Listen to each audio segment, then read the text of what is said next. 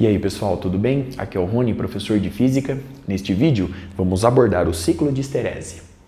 Em vídeos anteriores, vimos que a magnetização de materiais ferromagnéticos é várias ordens de grandeza maior do que a magnetização de materiais paramagnéticos e diamagnéticos. E a relação entre o vetor magnetização e o campo auxiliar H é não linear. Graficamente, essa relação pode ser representada através da curva de magnetização, cuja forma depende não só do material, mas também do tratamento a que foi submetido, ou seja, de sua história anterior. Observe o quadro.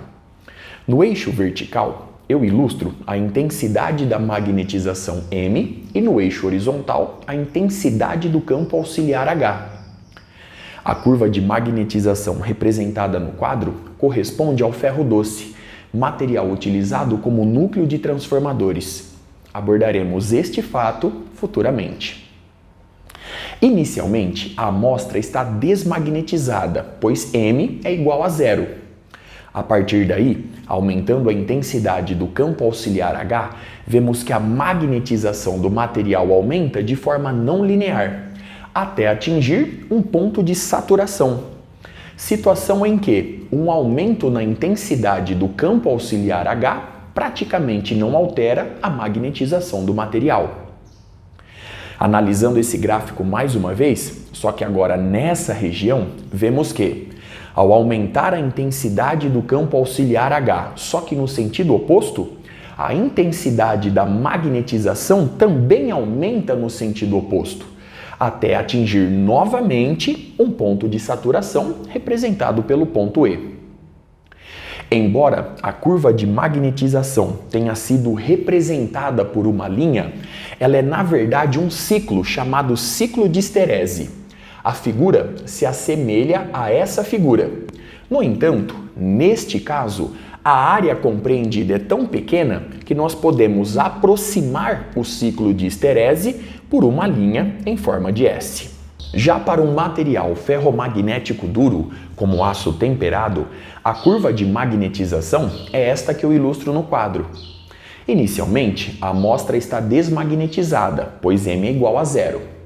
Aumentando a partir daí a intensidade do campo auxiliar H, conforme vimos anteriormente, vemos que a magnetização do material aumenta de forma não linear até atingir um ponto de saturação representado pelo ponto A. Se a partir do ponto A diminuirmos a intensidade do campo auxiliar H, a magnetização do material não retorna pelo mesmo caminho.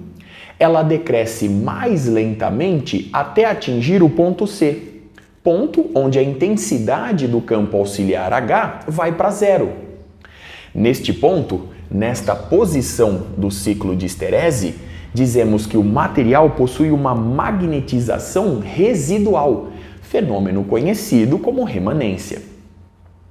Se quisermos anular a magnetização do material, nós devemos aumentar a intensidade do campo auxiliar H, só que agora no sentido oposto. Desta forma, a curva de magnetização percorre o caminho CD.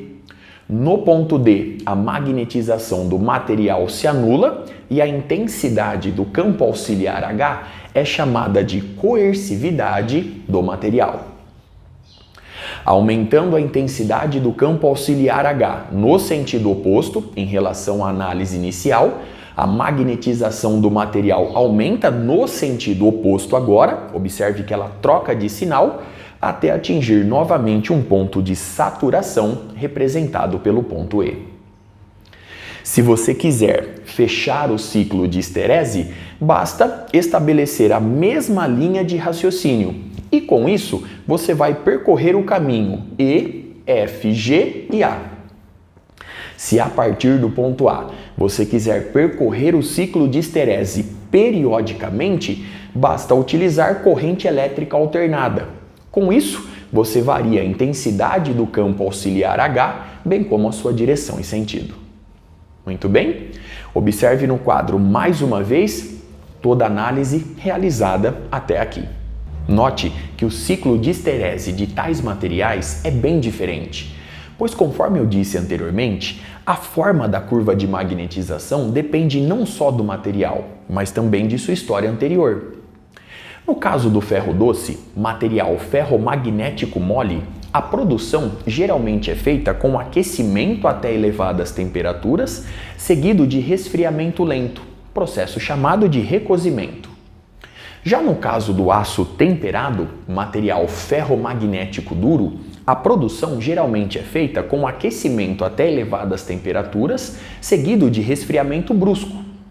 E em geral, de forma bem simples, os materiais ferromagnéticos são classificados em moles e duros. Observe o quadro. No caso dos materiais moles, o ponto de saturação é atingido para uma intensidade do campo auxiliar H bem menor, bem mais baixa, bem como o seu valor no ponto de coerção do material, representando o fato de que tais materiais são fáceis de serem desmagnetizados. Além do fato da área do ciclo de esterese ser bem menor, essa área é bem estreita. Foi justamente por isso que confundimos o ciclo de esterese do ferro doce no início deste estudo por uma linha curva em forma de S. E conforme eu disse anteriormente, tais materiais são utilizados como núcleo de transformadores. Abordaremos este fato futuramente.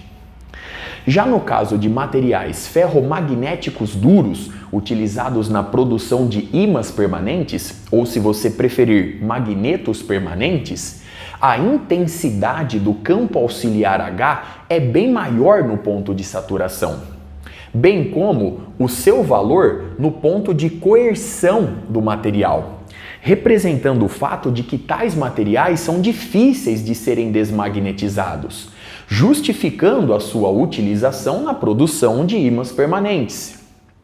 Em tais materiais, a área é bem maior, conforme eu ilustro no quadro, e conforme veremos futuramente, o tamanho da área está relacionada com a dissipação de energia. Este tema eu deixo para os próximos vídeos. Observe mais uma vez os gráficos construídos, toda a análise realizada.